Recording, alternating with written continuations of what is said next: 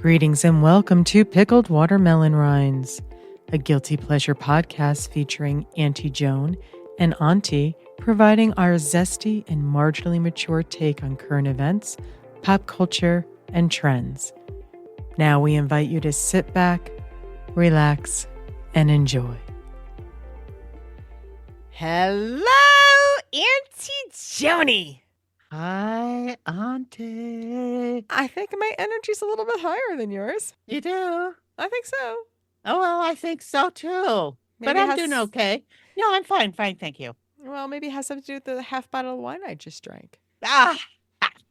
You think? Potentially. We better get this over with before it starts having the opposite effect and you start getting Coming sleepy. down from it. I'm just like, Jesus Christ, is this thing over yet? No, come on now. Day drinking is fun. Well, anyway, how are you this fine day? You know, I'm actually pretty good. How about your own self? Oh, just ducky, thanks. Oh, good. Good. So I wanted to tell you. Yes. I went to a Women's Spiritual Business Network meeting last Thursday. Down in the Golden, Colorado. And let me tell you about the Golden, Colorado. So I'm going to digress just slightly, ever so briefly. When I was living in Connecticut, as in my, 20s and such, I would hear about Coors, and they always said they were in Golden, Colorado. I thought that was a descriptor of Colorado. Oh. I never knew that Golden was an actual town until I moved here. And they didn't have the internets then. They so did you couldn't not. Google it. Yeah. So it was bizarro world to me when I got out here. I'm like, oh my God, it's a place? I just thought they meant like majestic, Golden, Colorado. Yay, come on out here. And no, it's a place. Anywho, little digression. I thought you'd appreciate that. By the way, I have taken a couple tours of the brewery. Have you? I never did. Oh, yeah. They have a tasting room, too, afterwards. But it's Coors. I know. Yeah. That's what you know. Yeah. Just FYI out there. Yes. And I pass the Coors brewery quite often as I, travel like I-70 and stuff like that, going east to I-25 and all, when I have to go to Aurora for my crazy medical horse shit. Oh, yeah. I drive by the Coors stacks. It smells like, I always say it when I drive, I'm like, Jesus, this reeks. Sewage. To be quite frank, it's not a pleasant aroma to drive through that area, but whatever. What are you going to do? I find it worse to drive by Commerce City. Yes. Agreed 100%. Because then you see the stacks and all the smoke coming out. And you're just like, oh my God, from the refineries or whatever they are. Yeah. It's just terrible. But you know what smells delicious? Burger King? Well, yes. But no. When you drive on I-25 and you pass the home of Wonder Bread. Oh, I've never noticed. You take a deep sniff in and all you smell is that buttery topped freaking bread. Oh. And it is, mwah. You just can't get enough of that. Where is it? Very close to the intersection of 36 and I-25 South. Oh, really? Yeah, so 36 East, I-25 South. Very, very close. You have to be on I-20. Once you actually make the merge onto I-25, the home of Wonder Bread. It's on your right-hand side. And you take a deep inhale, and you're like, yeah, there's the stuff. Oh, I missed that all these years. There's the stuff. It's so good. Anyway, what were we talking about? Oh, yes. I went to this Women's Spiritual Business Network. In Golden, Colorado. The city, not the ambiance. The city. Correct. An actual city name. And I went to the Tengu House Martial Arts in Golden, Colorado for this. It took me a while to find it. I'm not going to lie. I was there. Plenty of time for the meeting. I could not find the actual establishment because it wasn't actually listed in the next door posting. But after I was sitting there for a while, I'm like, I just drove 35 minutes. I am going to figure this out. It is happening. By hook or by crook. I started doing my own little investigatory. Yes. Sideburn. Zoolander. I went and looked at previous posts of hers and found Tengu House, and turns out I was literally parked right outside of it. There you have it. So I went in, and it was a lovely little meeting. It was just 4 of us total. Melinda McClintock is the person who runs it, and she runs the actual Tengu Martial Arts Center there, but she also leads the discussions. And she's got quite the credentials. She's got, I don't know her because I don't care about the whole educational aspects of it, but she's got quite a background in spirituality, and not necessarily religion, but spirituality. And she has spent time with monks in, I don't know if it was Tibet or it was somewhere over in Asia for sure, but I can't remember. She told us, but you have to listen to the recording because maybe she says it there, which we will post. It could have been Nepal, but one or the other. It could have been over in that. It was over in that area somewhere. Yeah. And she's very spiritual in that respect. She's dealt with people with learning disabilities and mental disabilities and things like that, and brought in more of the Chinese medicines in quotes, because she doesn't really prescribe medicines, but more spiritualities and ways to cope with things from a more like Tai Chi, Qigong, which is music to my ears because I love that stuff. And she's a very, very sweet person. And there were 2 other women there present, Lindsay and Morgan. And again, you'll hear the recordings. So you hear a little bit, very briefly, about Morgan's business, which I would love to tap into a little bit more and understand that. Because at this exact second, I can't think of the name of it. Oh, it had an intriguing title, and I was like, oh, I want to know about that a little bit more. I had to leave because we were having such a good time. It lingered a little bit longer, and I had to get back home for something else, and unfortunately I had to go. But I do plan on going back, and Melinda records a podcast at the same time of the conversations that we're having in this Women's Spiritual Business Network. So it's cool because you hear about the individual businesses a little bit, and how she's tying, like the last week's discussion was about all around meditation and how we apply that. Do we practice it? How do we practice it? And honestly, I thought I had stopped my practice until Lindsay had chimed in and said, every morning I go cuddle with my son for 15 minutes, 30 minutes. I forgot what she said. And I was just like, oh my God, I snuggle with my baby boy, which is a dog, of course, my Killian. And I was like, oh my God, I guess I do still practice meditation. So it was interesting to hear those perspectives from different people. And, they've got classes and things like that. I just think they're a cool bunch of folks. I really like them a lot. And I'm excited to participate further, and hopefully I can get Antie Joan to participate at some point.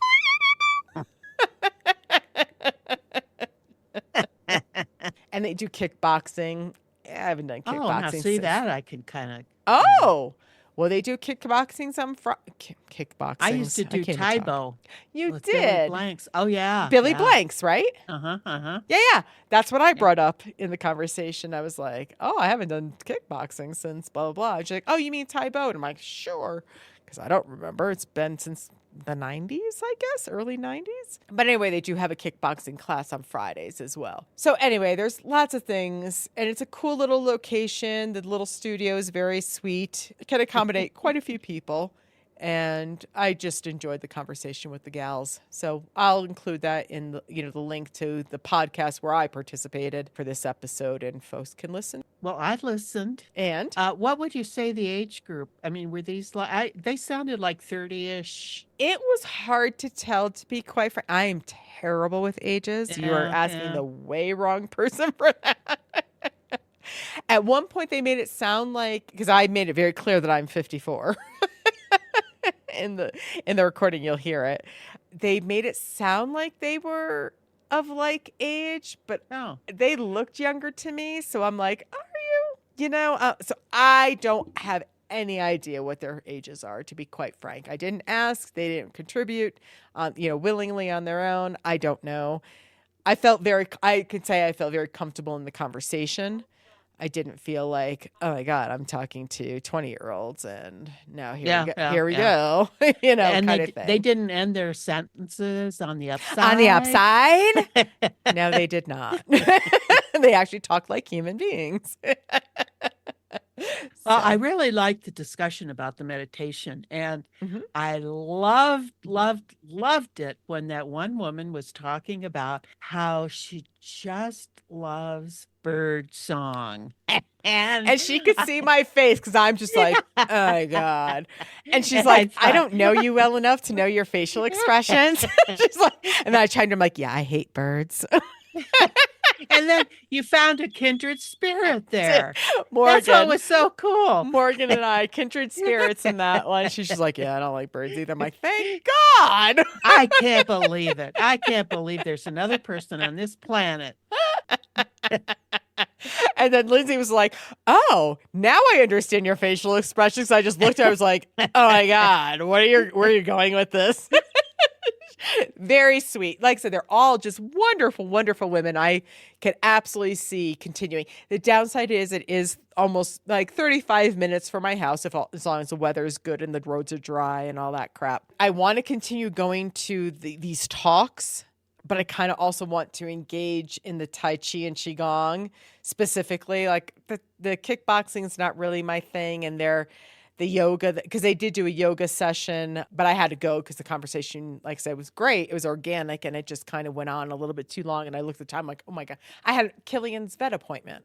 Mobile vet appointment was happening. Oh, I was oh. like, I gotta go because I've seen the type of yoga or I looked online to see the type of yoga that she's practicing.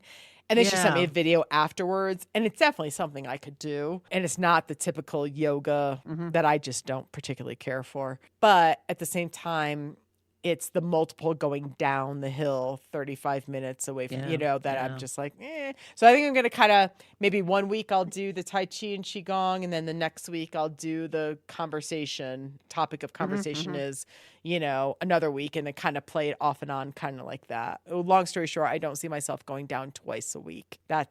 Oh, yeah. Yeah. That's a lot. And it's not like taking a major highway or something down. No, I mean, there's it's twists hairpin and canyon turns, and yeah, turns that I'm yeah. just like, meh, do I need to be doing this more than once a week kind of thing? Maybe. Right now, I'm committing to at least going to one of their things once a week and seeing how it kind of turns out. Maybe in the summers when the weather is better, I can consider doing more. But I think during the winter months, I'll at least commit to once a week. And today's session got canceled because of weather. So that's Hmm. why I didn't go down again today. I think it's nice to have a group that you can meet with and share ideas and stuff Yeah, like that. Yeah. they're fun. They're fun. They're a fun bunch. And And especially they're so like-minded too, as far as the meditation and yes, spirituality and stuff like that yes, goes. indeed. Yeah. And I do like that kind of stuff. And I've been lax in my practice for quite a while, except when I learned that my time with Killian every morning is apparently Yeah, isn't meditation. that nice? Who knew? Yes. Did you hear him? He just went, No. "Hmm." Oh, she's talking about He's me talking now. about me. I got to chime in. He's That downstairs and he just biatch. made, I was like, what is that noise? I'm like, oh, it's him. Hmm. No mooses or anything, huh? There. So I didn't see a moose at my house, but when I was driving home Saturday or Sunday this past weekend, I decided to go to Boulder because I knew the weather was going to get bad and I wanted to get rid of my composting, usually take my recycling over there and my boxes and stuff like that. Anyway, driving home, I was chatting with my brother on the phone because I have cell service. Oh my God, the whole peak to peak area at this point. I have cell service. AT&T did something to the tower. Huh. Huh. And anywho, and I was driving home in the neighborhood. I stopped to get the mail and driving back and I saw a moose on the side. I was like, oh my God, there's a moose. Oh. So, but at my house, no. Coyotes. 2 coyotes came through, not last night, the night before. Mm. But that's it. Mm. No more turkeys, no more moose. Meh, but that's all right. Yeah, you kind of wonder about the turkeys and Thanksgiving. And, No, you think they'd be safe over here in uh, the vegan world, but they unless, decided to move on. I'm like, well, suckers, that's on you. maybe they went back to the place where they raise them for But whatever purpose. did you see the turkey that Joe Biden pardoned was 40 white? some pounds. No, but 40 it was some pounds. white. Yeah, you mentioned that about some other. Oh, that one video that. Right.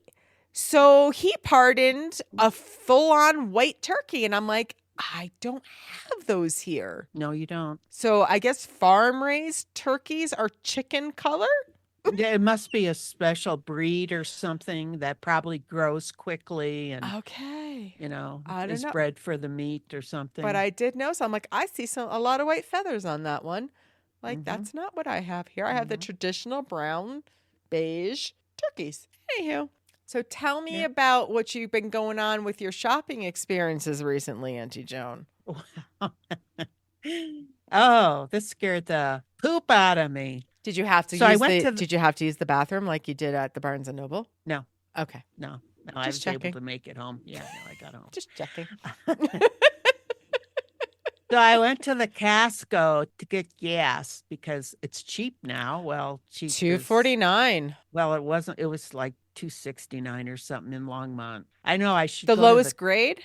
You get the higher yeah. grade. No, I get the lower one. Oh, because when I Yeah, left it's- your house on Monday, I went over to the Costco and I paid $2.49. Yeah, I Okay. think I'm going to have to start going to the one in Louisville. I think you should.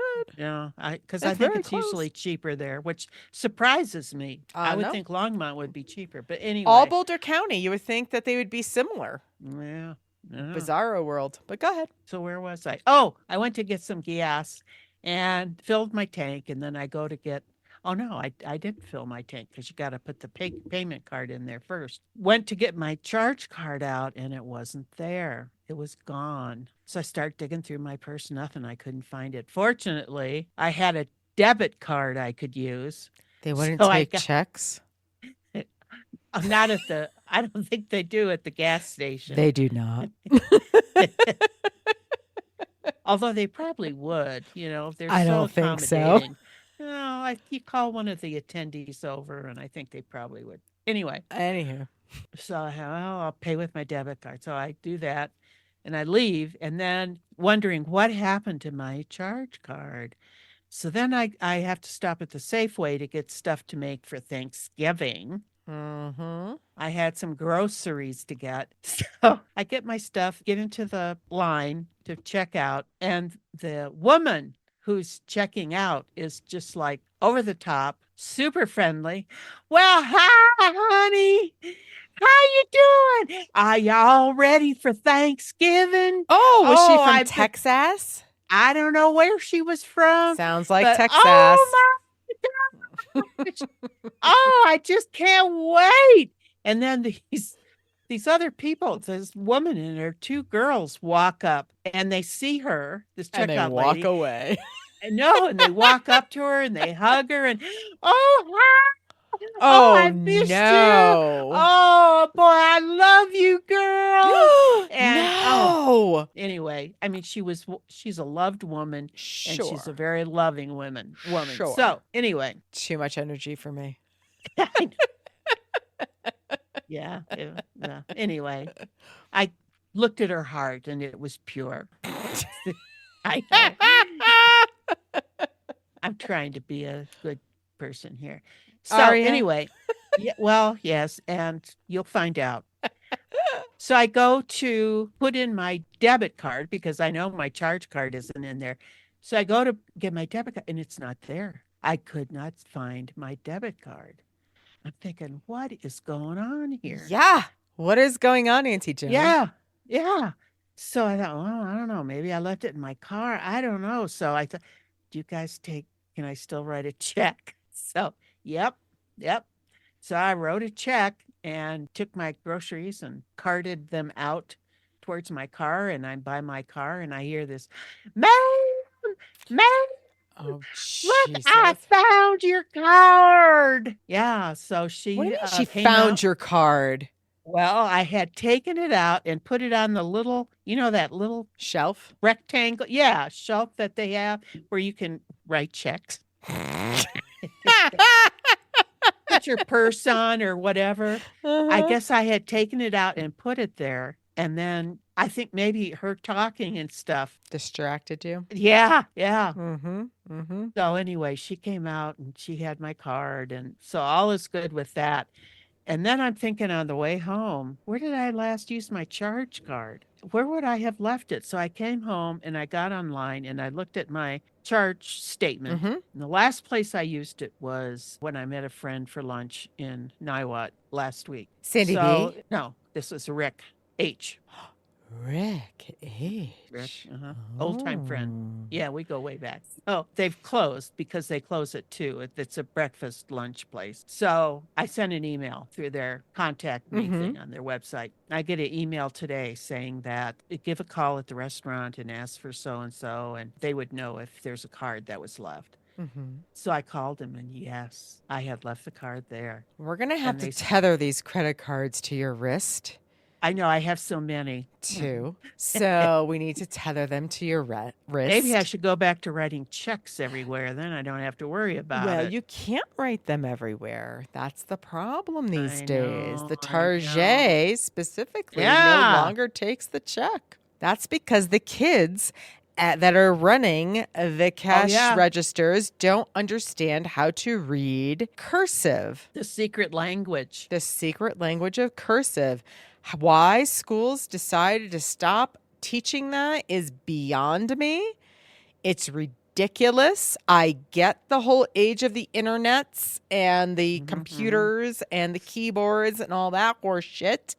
But back in the day when you and I were, younger, we also had the typewriter and we still learned fucking cursive.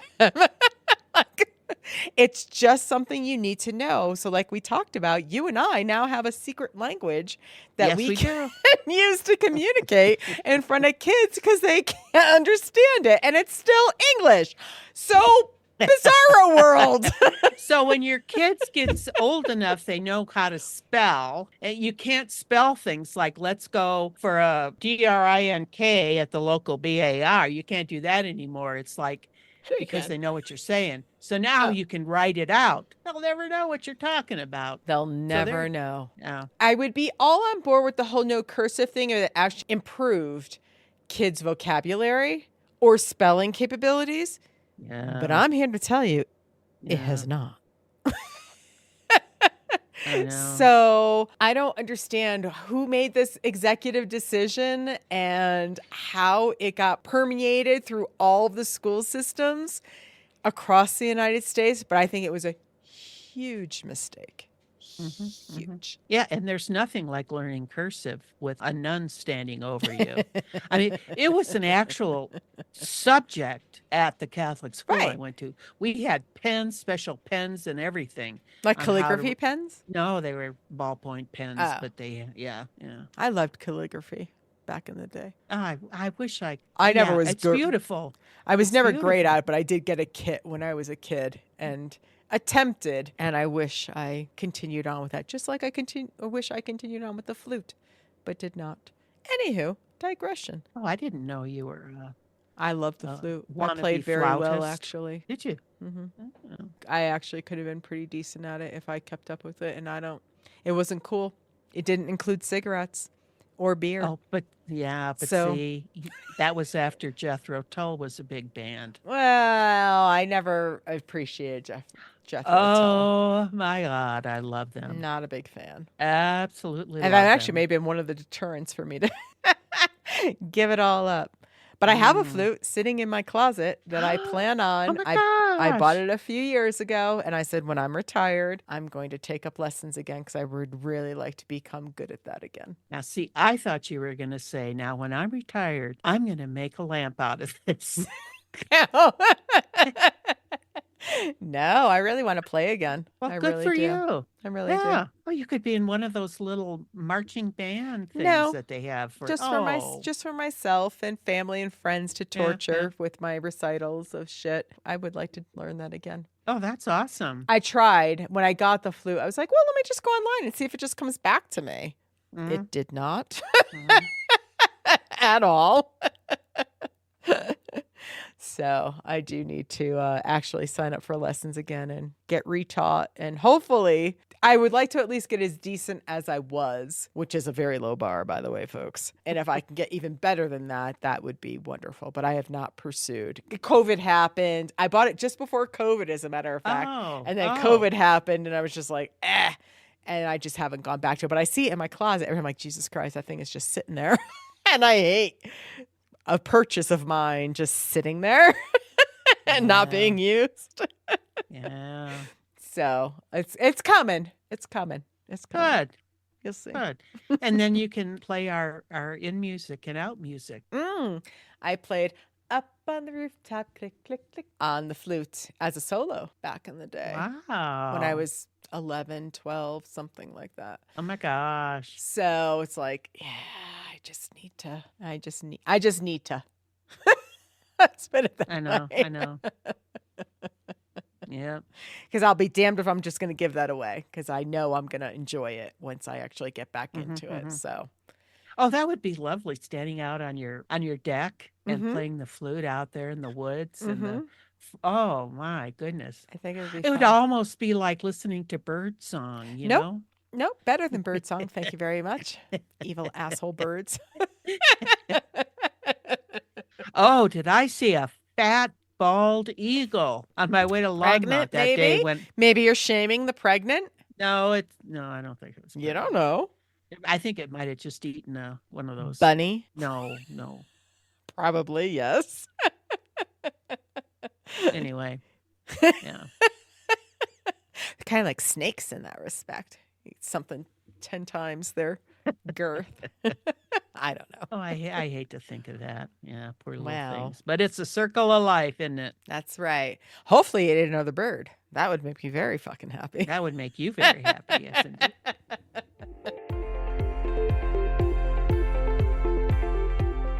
Welcome back. Welcome to the back.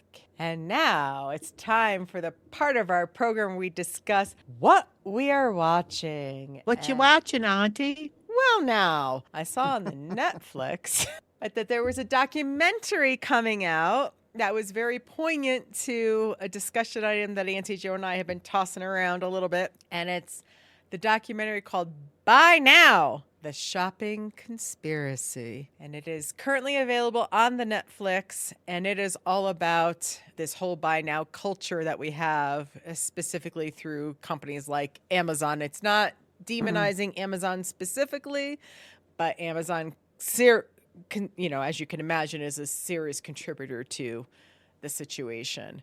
And it's about the amount of waste that's associated with the purchases that we make or don't make, to be honest. When they order in quantities of certain products and they don't sell, you would think that they would just offer them at a huge discount to try and sell them to get them out of their inventory. But alas, that is not what they do, according to this Boy, did that documentary. surprise me. It really did, right? Yeah. I could not believe that they just wouldn't offer this, because, like, I keep things in my cart for months, sometimes a year, depending on what it is, just to see if it's going to go on a super discount, because I want it, but I do think the price is not necessarily something that I want to pay or think that it's reasonable to pay. Point in case, my latest purchase, which is my Will Ferrell. Him as Elf saying, Santa's coming. I know him. And that's been in my cart for a year. Now, it did go on a more of a discount than what I ended up purchasing it at over the past year. But it was only a $10 discount. And I really thought that at some point it was going to hit a pinnacle of like $25 or something like that. And then I would have immediately hit purchase. I did end up buying it for the full price that I saw it for last year, which was $49.99.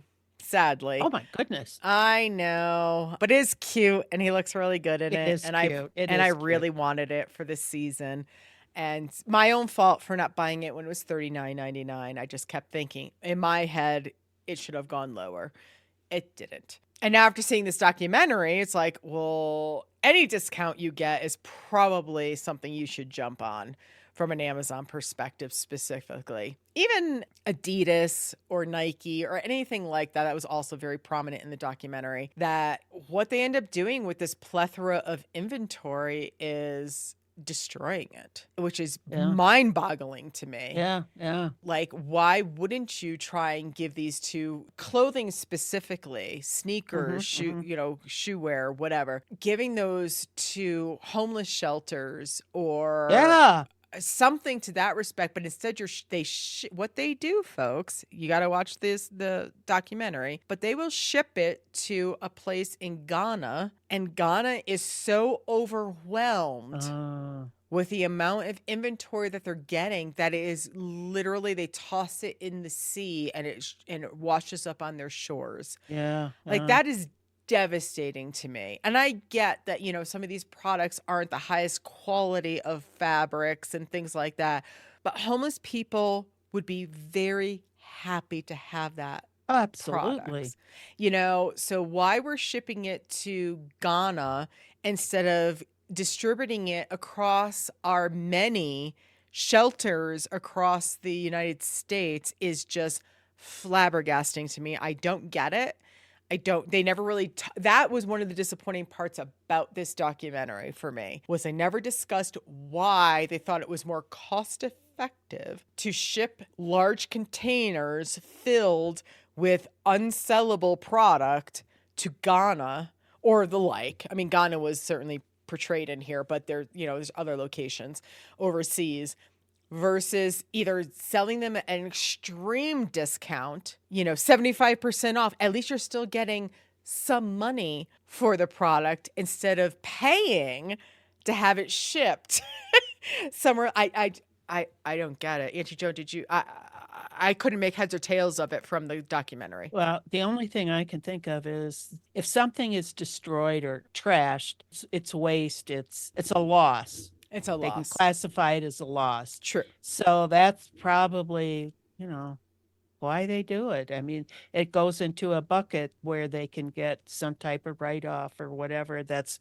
more cost effective than giving it away, donating. I see what you're saying. That makes sense. Like, because even though I'm saying, like, well, you're still getting 25% of the cost Yeah. if you discount it by 75%, the loss that they can claim is full price. Yeah. And likely more desirable from a corporation perspective. Yeah. That definitely helps put it into a little bit of perspective, but still, like, it's just Yeah. so weak. Because when it gets to Ghana, at least if it was going to people in Ghana, and they do distribute things to people in Ghana, but they don't need the amount that they're receiving in, so they are kind of doing a good thing to a point when it becomes just too much, and then it becomes just waste, literally on shores of beaches, which is just heartbreaking to see that. Like, ew. Wasn't there a scene in that movie where was it Amazon? Stuff that doesn't get sold after a certain point, the employees were supposed to take those things out, put them in the trash and like destroy them right there in the waste thing. Right. So what was happening was people started noticing or understanding that companies like Amazon, as well as other companies, were throwing out perfectly good merchandise that just didn't sell. So they were basically doing what they deemed as dumpster diving. And going in and just pulling out these things and being like, well, I'm either going to use them or I'm going to try and sell them myself, or whatever they were trying to do with this merchandise. And what these companies started doing was recognizing that these dumpster diving was, and I don't understand why they would care at this point, but they did. And before they started making mandates that before something could go into a dumpster, it had to be ruined. So they would cut them, slash them, do something to make the product no longer usable, which was also devastating. It's like, could you imagine where you need to be in your life where you're saying, I'm going to go through a dumpster and pull out stuff that I can use or resell or whatever. And then somebody makes it even more impossible for that endeavor to occur by destroying that Mm-hmm. merchandise in such a way that it becomes non-usable, non-resellable, but it still ends up in the same dumpster. Yeah, yeah. Yeah, it's Like, like backpacks or something. They would take a knife to them and just yes, slice them up and same with terrible. yeah, yeah, yeah. Terrible. It's like at that point, you've already given up on this price. It's a loss to your company. Mhm, mhm. Full stop. You have disposed of it. Why do you give a rat's ass what happens to it from that point forward? Okay, now that I can see as a legal thing because if somebody's jumping in their dumpster and gets hurt, they could sue them, I suppose. Sure. It's just, They could what also make it easier for the people and leave it next to the dumpster. Dumpster adjacent. Why not? Again, you've already I know. claimed it as a loss. You Yep. get full price for that loss. So why do you care if somebody comes by and scoops it up and either uses it for their own personal use or tries to make a couple of bucks off of it? Like at that point, you're done with that Yeah, product. yeah. So why do you go that extra mile? And there were people who resigned when they were actually told you cannot Mhm, put mhm. something in that dumpster until it is just in a destroyed state, meaning Yeah. slashed or whatever to make it non-usable, non-resellable. And I'm like, now you're just assholes. Like, because there's no reason for that. There's no backlash on the company. There's no, like, that's like when bagel places, I'm just going to throw that out there, or donut shops or whatever, throw out day old bagels or day old Yeah. bagels, whatever. You know what I mean? If somebody goes into that dumpster and pulls out and it's still edible for them, it's a win, in my opinion. Mhm, mhm. You Or know, birds or or birds or squirrels. whatever, Yeah, yeah, just reusing that product yeah. that's already been created. It's already past its prime. You've already discarded it. Who cares what happens to it next? Like, why is that even a thing? Pisses me off like no. That documentary did nothing but piss me off, to be Well, quite I mean, frank. and yeah, yeah. And it wasn't just the corporations. I mean, we're guilty too. People, that Oh, your for sure. population is guilty of, like the fast fashion industry now. I mean, that stuff. I mean, if it lasts 3 or 4 washes, you're lucky, and it's made probably by children in a third world country, Hmm. and it's just, and then after the third time you wear it, you got to toss it because it's useless anymore because it's ripped at the seams or whatever. So, Well, that's for uh, people who give a shit. Like, I don't, that to me, if something rips like under the arm or whatever, it's like, well, that becomes something I wear at home. You know what I mean? It's like, I won't wear that out, but I'll wear that around the house. Who gives a I'll, shit? I'll wear it out. I just won't raise my arm. Right. Or I wear it with a coat or I wear it with a sweater. You know what I mean? Like I'm not just going to get rid of something because something rips. No, but So I'm talking about some of no, these things are so cheaply made. totally Yeah, understand. yeah. Totally understand where you're coming from. I'm just saying I think we're also in a culture at this point, especially, and I dare to say without alienating our non-demographic, I think it's a younger person's kind of thing. Well, that's ripped, so now it's ruined. And it's like, nah. Hmm. If Yeah, something yeah. is too big for me or whatever, I'm just like, this is too big for me. Like, you know what? But I can wear that around the house, and I don't give a shit. Killian doesn't give a shit. I'm gonna wear it. You know what I Yeah, mean? It's yeah. like it's rare that I finally get to the point where I'm like, all right, all right, that I will needs to say go. I had an uncle who owned a couple dime stores, and Mm, we would get comic books mm-hmm, occasionally from him mm-hmm, that had passed the dates that they could be sold had mm-hmm, passed. mm-hmm, So they would tear off the top of the cover page so mm, that they could not be sold anymore. And mm-hmm, so you could always tell which ones we got from Uncle Ed because those had the cover torn off. But the mm-hmm. rest of the comic was fine, so we Right. didn't care. Yeah. We're The only just thing that's cool. Cool you could get free comics. right. The only thing that sucks with that is if you were a collector, Well, it's ruined because the cover was taken yeah, off. yeah, well, that's yeah. But I mean, that's If neither they here nor yeah, there. yeah, yeah. But you're right. You got to see the comic and it was free. It was a gift to you. Great. I Yeah. just don't understand this whole mentality at this point of got a tear in it. Oh, this product's no longer good or it's a little bit misshapen. Yes, you wouldn't want to wear that to necessarily a a highfalutin event or even someplace that you just wanted to look a little bit better for Mhm, mhm, yourself, mhm. whatever. But there's nothing wrong with wearing that around the house.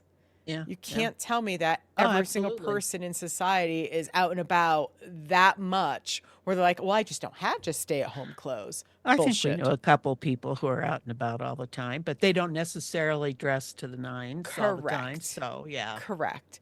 And it's like, you know what? So what if it's a little bit? I mean, I don't own an iron. When I sold my house in Netherlands 4 years ago, I sold my iron and I never bought a new one. So for the past 4 years, I have never used an iron. So if I'm wearing something that's wrinkled, I'm wearing something that's fucking wrinkled. I don't care. Do I normally wear something like that more at home? Yes. But have I worn it out? Absolutely. I just don't care. Well, I remember ironing my clothes every day Oh, before I for went to sure. work.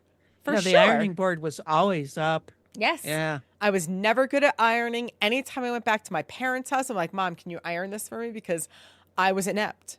I mean, it was fine when I ironed, but it was never like my mother could do it. Like it was pristine when my mother did it. And I just didn't I, care. I was an excellent ironer. I learned to iron when I was probably 8, 10 years old, Yeah. and I would iron my dad's white shirts Oh, no. that he wore to work. Mm-hmm. Never allowed Mm-hmm. to do that. Nor did I Mm-hmm. want to do that. I was It was never just allowed to do that. part of Right. my chores, part of Right. what you did. Yep. Yeah. Yep. And that's a thing I think is missing from, kids these days and their whole chores thing. Yeah. They're like non-existent. I mean, I had chores. I didn't have that kind of chore. But the fact that they don't even instill that in kids anymore, that chores Yeah. are Yeah. important life lessons Mm-hmm. on how Mm-hmm. you're going to maintain yourself, your house, your whatever as you go into adulthood is just flabbergasting to me. It's just like, oh, we just let them keep their room however they want to keep it. And it's like, oh my God, if I was left to that device, my room, oh, oh my God, I hated making my bed. I hated picking up my clothes. Never understood it. But it got instilled in me. And I never have clothes on the floor at my house now. Ever, ever, Oh, ever, I ever. don't either. Mine are always on a chair or in a basket somewhere or on top of the dresser. Well, and the basket on top of the dresser is for laundry, right? No, for stuff that I have yet to find a place to put them Oh. because I need to get rid of my fast fashion stuff. I'm guilty of fast fashion too, but like I said, I don't necessarily like if the collar's not quite right, Oh, it yeah. starts not laying properly or Yeah. whatever. Like I said, sometimes I'll still wear it out. Sometimes I'll just like, well, you're a not home thing now. And that's But that. one of the worst things I think is the technology stuff. They don't make that to last anymore. It's like after Yes. 5 years, you got Yes. to get a new one.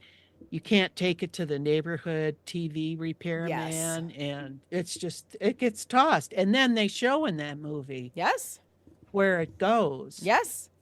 Yes. They And put tracker devices in the equipment and to see where they actually ended up. And it's not recycled. It no, ends up in, was it Thailand, right? Was I it think Thailand? so. Yeah, I think so. And they're basically melting the parts down or burning them, whatever. And those Yeah, poor people are breathing in those toxic yeah, fumes. yeah. And the fumes are getting into the environment. It's just, I don't know. I mean, I hate when I hear people don't recycle at this point, but at the same time, I kind of get it because almost everything that we think is getting recycled Yeah. isn't. And it's like, well, then what's the fucking point of this? Like plastics. That's one thing that, Plastics are a big thing. oh, Plastics made a big comeback. I want to say it was in the 90s where they did those heartstring commercials. Do you remember where it was like plastics are used for blood yeah, bags, yeah, and you couldn't live if you were in a trauma, you would yeah. need plastics to, blah, blah, blah. And I mean, that's the one that comes to mind. There's a couple of different scenarios like that. And it was just like, oh, maybe plastics aren't the devil like we thought they were at the late 80s. And it turns out, no, no, no, no, no, they are. Like, Yeah. and just because you buy a plastic bottle of water or soda or whatever and you recycle it, it ain't getting recycled, folks. At least according to this documentary. Now, I didn't love this documentary. I do have to say out loud, it was not. I thought it was not done extremely well. I did not like the AI interference conversations. That was bugging the shit out of me. Yes, you mean like it was like a director's Like cut type thing where they Suri, just like Suri yes, chiming yes. in on, Yeah, I did and I not like that either. didn't like it at all. I thought the people that they had on it were very good, Hmm. but I didn't think the documentary was done very well. And that's been my problem with documentaries for the past at least 5 years, is that they put in all this fluff horse shit, and these documentaries could be half the time that they are, because they try to make it, they try to Hollywoodize it. I don't know how else to describe it, Yeah. to like make it more interesting, or put in these, looks and glances, and I'm like, stop. Oh. Give me the fucking message. What's your message? Stick to that. I'm tired of this. I don't know who placates to this shit, but it annoyed me, like I said, for at least 5 years now. And I didn't really watch documentaries before that. So it's really, since the time I've been watching documentaries, it has annoyed the shit out of me. The amount of filler crap that they put in that has absolutely nothing to do with the story, or it doesn't give anything more to the story. It's like, I want the facts. You're a documentary. That is what you were supposed to be providing me, are the facts. And when you add that fluff, it makes me feel like this is bullshit. This whole documentary is bullshit. That's my opinion. Except if it was all facts, it wouldn't be interesting. It would be to me, because I would want to know the facts. Well, yeah, but how? With charts or Sure. a lecture? I mean, they could still have the people talking about their experiences and what they've eyewitnessed and stuff like that. Yeah. That's interesting to me. Yeah, yeah. Like all we learned about Adidas, this poor, not this poor Adidas. guy. Yeah. This poor, not this poor guy, the guy that was running their marketing group, and he made a shit ton of money and then finally got a conscience. It's like much easier to get a conscience when you have that fucking much money. You know what I mean? It's like he never said that he's donated all of his money to making sure that these practices are being expanded upon to actually recyclable or whatever. You know what I mean? Like he just basically said, yes, I made money at this, but now I feel like this. And it's like, well, because you have the luxury of money to now feel like that. Well, at least he got a conscience. I He mean, did. Some billionaires that never grew a conscience. Oh, for sure. Yeah. But he never said he relinquished that money. And I probably would have had a little bit more not sympathy, but empathy for him if he had actually said, and all the money I made from this, I have now donated to blah. Or Well, then I'm he now wouldn't have anything. Or yes, he did. No, how would he have anything if he gave away all the money that's he the earned? point. Yeah. That's the whole point. Stuff is stuff. If he's really enlightened all of a sudden, all that shit shouldn't matter. You mean like groceries and No, groceries, of course, everyone needs to sustain. But I'm talking the big houses, the cars, the crazy college educations I'm sure he's giving to his fucking kids, which I don't know. Of course, that was not discussed.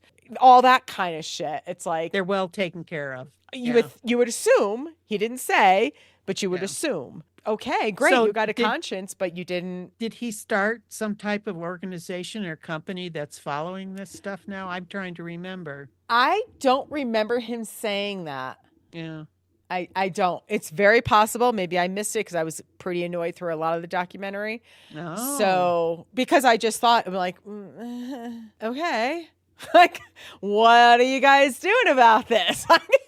Just talking about it is great, getting it out there. It's like the whole documentary, I don't remember what it was called, about social media and all that. It's like, great. What are you doing about it? Yeah. Yes, thank you for enlightening me, and thank you for making sure I understand how our data is being used and all that, and to buy things or click on things or whatever, which this documentary did as well. But in the end, it's like, so what are you guys doing? Like, well, I think one of the things, like with the social media thing, I thought that was pretty good because it let us know what techniques are used and how we may have become pawns. And how did that change your viewing in social media? Well, it makes me question things a lot more than I used to. Does it make you unalign any less in social media? Unalign? Online any less in social media? No, and I'll be first. I'll be the first one to say it. No, it hasn't. If anything, I'm online more now in social media. I was very proud of the fact that I used to say I don't have a Facebook account, I don't have an Instagram account, I don't have any of those things. Now that I have them again, every single morning, every single Really? not just morning, first thing in the morning, middle of the day. If I get bored, that's where I am. And I saw that documentary. I thought it was very poignant. I thought it was very well done. Did not change my interaction with social media. If anything said, it's gotten worse. Shame. Shame. I'm mad at myself. Every time I'm done, I'm like, oh my God, you got to stop. That's enough. And I don't interact. I do have to say it's rare that I actually like something or comment on something. Is very, very rare for me. I do it, but it's very, very rare. I would say probably a couple of times a month that I actually interact with something that's posted. But I still do it, knowing what I know. So it's like, again, great information. Thank you. And at the time, I wasn't really on social media. So I felt very good about myself. Like, oh, well, I'm not on it anyway. So I get what you're saying. And this makes perfect sense and blah, blah, blah. And I understand and blah, blah. And then here I am years later and more active than ever. I got nothing. I would love to give you an explanation as to why. Other than it is addictive. It is definitely everything they said in that documentary.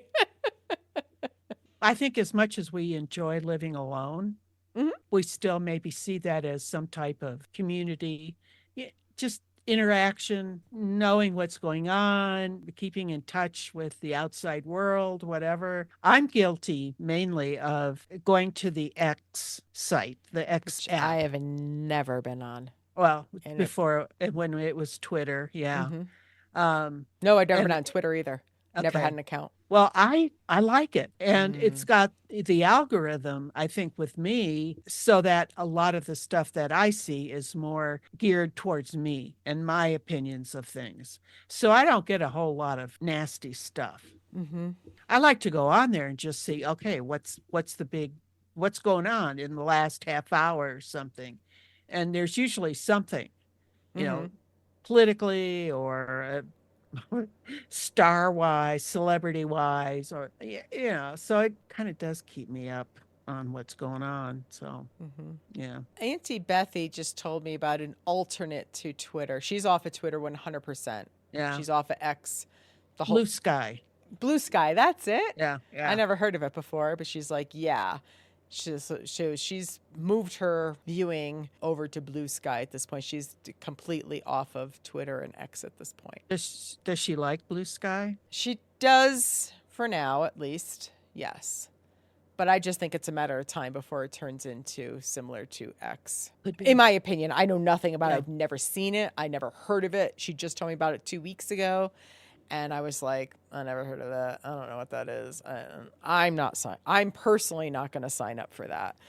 But so I don't know anything about it other than what she's told me about it. Now, I'll tell you one thing. Even though I do like to go there to look for the latest in what's happening, when I read stuff, I don't necessarily assume it's the truth. Right. I will question it, and if it's something significant, I will look deeper for what others are saying. But I'm point with the whole buy now, the shopping conspiracy. Yes.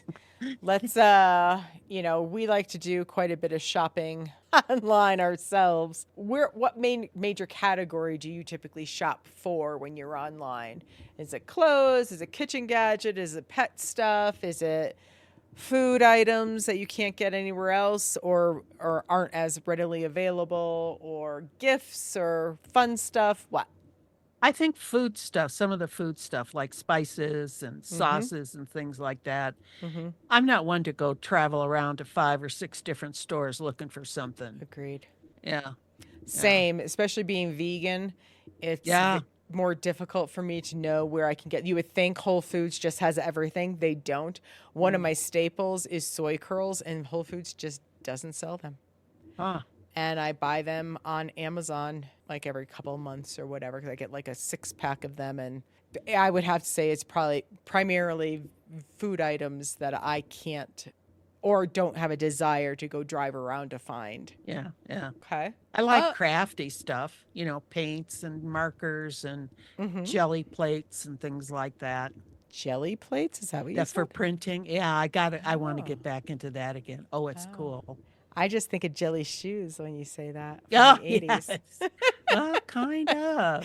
Ooh, that would be a good thing to use. See, there Yeah, you go. Get yeah. yourself a little 3D printer and make yourself some jelly Oh, shoes. I got other things to spend money on, but Totally understand. yeah. Now, of your purchases, what is something that you received that you're just like, or like had in your cart for a while, or you were looking at for a while, and you finally bought it, and you're like, yeah, I should have bought this a while ago. This was silly My for me to have waited. my handheld bidet. Nice. I Nice. love it. Love it. I wish I had gotten it before. Well, I did get it before COVID. I wish I had to have one back when I was Mm-hmm. younger. Let's put it that way. Yeah, yeah. And I needed more personal hygiene. Nice. Mine And is you? definitely Killian's grooming vacuum. That I Oh, should have bought long ago. That thing is, he loves it. He gets into like this meditative zone space, and he's just so relaxed as I'm that brushing him. surprises me. Yeah. And it's just sucking up into a thing where I can just dump his hair outside or into the garbage, depending on time of year and all that. And I never thought he would have gravitated to it, and he loves it. Yeah. And I love it because it's clean. Hmm. It's a nice way to keep him maintained. So, as a matter of fact, we're going to do that tomorrow morning before we bring him to your house, Auntie Joan. So he'll be as fur free as he can get before he arrives. My goodness. Well, don't do it on my account. Oh, no, no. He needs it. I try and keep it up once a week. I find if I go 2 weeks Wow. without, it's too much. Like he's like, all right, that's enough. I'm getting up now. Like he's done. If I do I'm it once a week, surprised. he'll let me do both sides of him because he lays Wow. down because he's a lazy boy. Yeah. He lays down while I do this, and he lets me do both sides without too much of a complaint. But if I miss a week, then he's like, yeah, that's enough. So I'm just so surprised he took to that. he really loves it. He really Good. loves it. And then Good. what purchase did you get that you were like, oh my God, I was dying to get this, and you got it, and you're just like, yeah, I could have done Oh, without that this. that one shirt with the rubbery decal thing on the front. Oh, That was too small. yeah. Yeah. Yeah. For me, it was I got the tub that you can use to give yourself what's it called? The Oh, the wax paraffin? paraffin Yeah. wax manicures and pedicures. I did not realize, and I didn't take it out of the box until after it was past its return date, that you had to keep it plugged in nonstop. Like you couldn't, and my house is too small. I had nowhere to keep it plugged in Oh my gosh. I nonstop. And I didn't was know like, that. I just gave it to my hairdresser.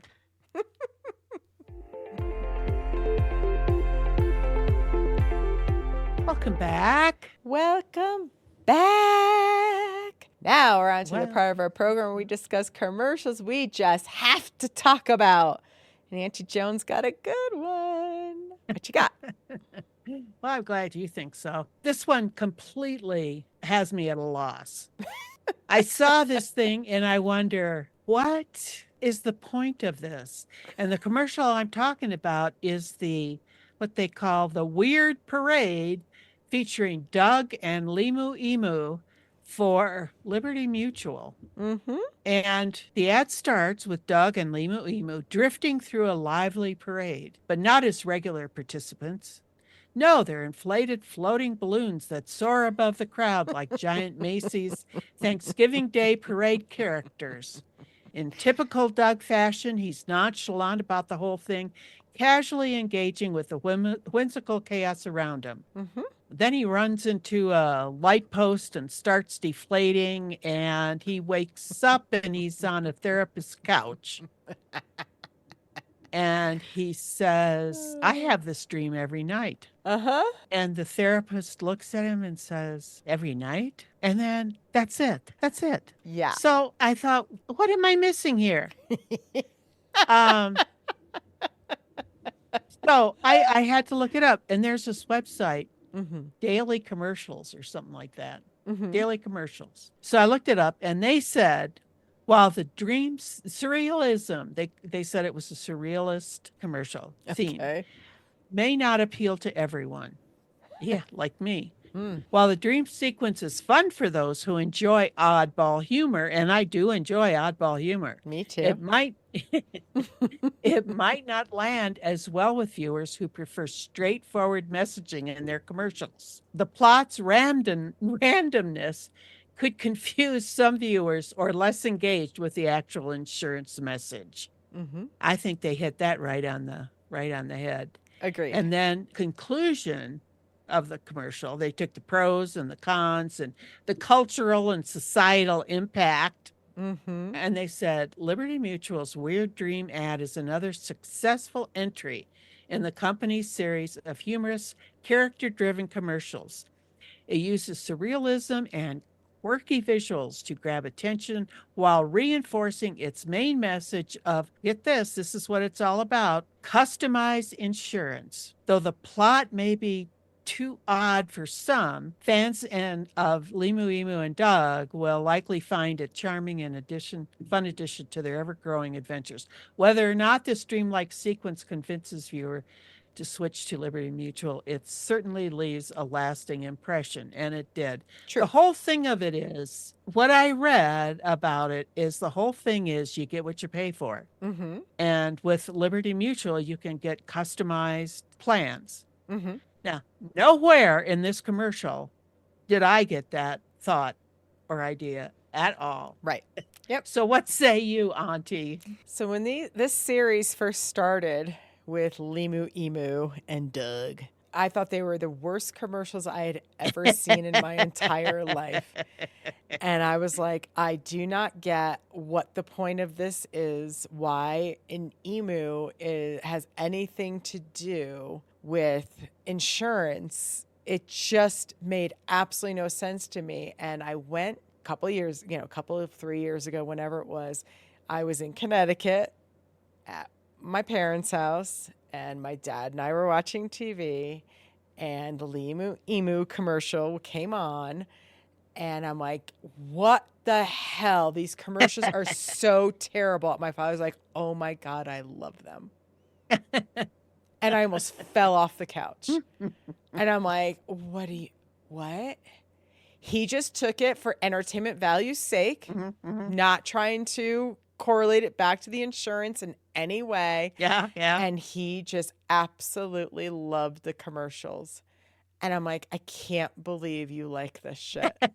I was flabbergasted, just flabbergasted. And I was like, okay. So there's definitely an audience out there for these commercials. If you take it just from a pure entertainment perspective, it's just silly stupidity, which, as you know, I love Will Ferrell, to be specific. Like, I just love that stuff.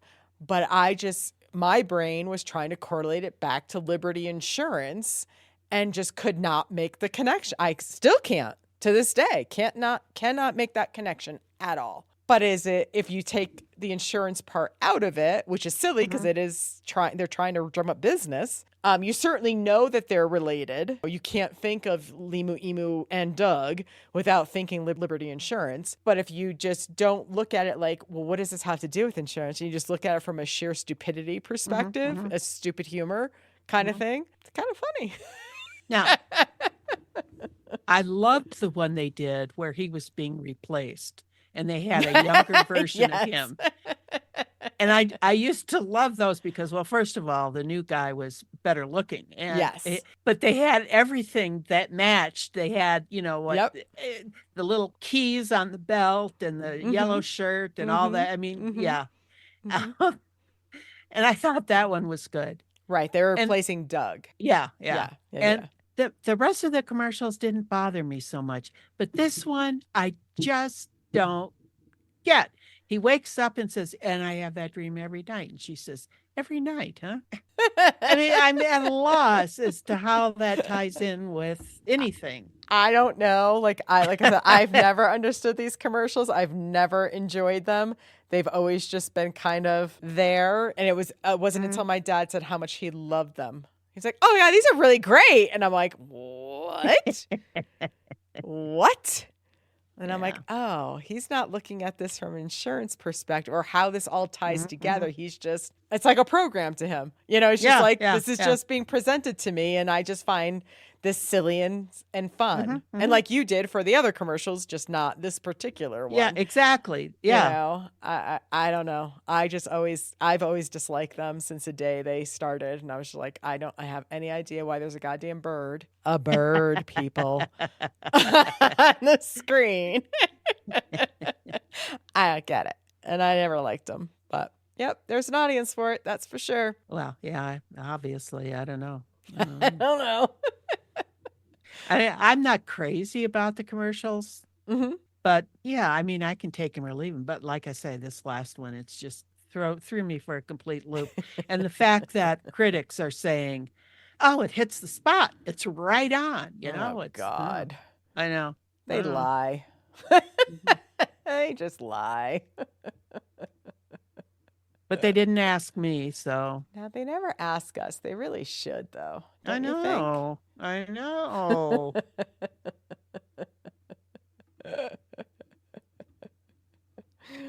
So that's the Oh, commercial that we had to talk about. I like it. Good pick, Auntie Joan. As soon as I saw it, I was Oh. like, oh, I can't wait to tell Auntie Joan that my dad just loves this shit. Oh, that's nice that, He it did. brings back that memory and It yeah. did. For Yeah. sure. So thank you. You're welcome. All right, Auntie Joan. Anything else for our listener today? Nope. I'm done. Stick a fork in me, I'm done. All right, then. Well, that wraps it for yet another wonderful pickled watermelon rinds episode. Yes, it was wonderful. This is Auntie signing off. And Auntie Joan saying bye-bye now. We thank you for listening. And remember, when life eats away at your core, make pickled watermelon rinds.